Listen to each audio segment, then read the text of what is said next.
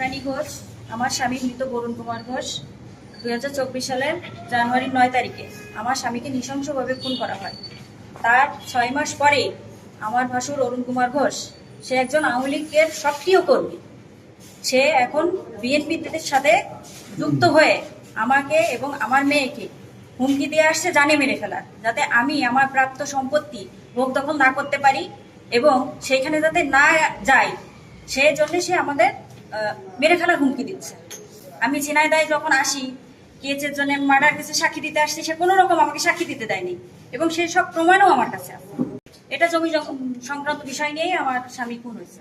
কারা করছে এটা তন্ময়দের সাথে তো আমাদের একটা কেস চলতেছে এবং আমার সন্দেহ হচ্ছে আমার ভাসুরের উপরে। নাম কি? আমার ভাসুর অরুণ কুমার ঘোষের উপরে আমার একটু সন্দেহ হচ্ছে। কি জন্য তার ইন্ধনে বলে করছেন? হ্যাঁ, তার ইন্ধন হতে আপনি পারে। কি চাচ্ছেন? আমি সঠিক বিচার চাচ্ছি এবং আমার ন্যায্য যে অধিকার সেটা আমি চাচ্ছি। আপনার স্বামী মারা যাওয়ার পরে কত জমি, এখন জমিগুলো কি অবস্থায় আছে? সবই আছে, ভোগ দখল সেই করতেছে।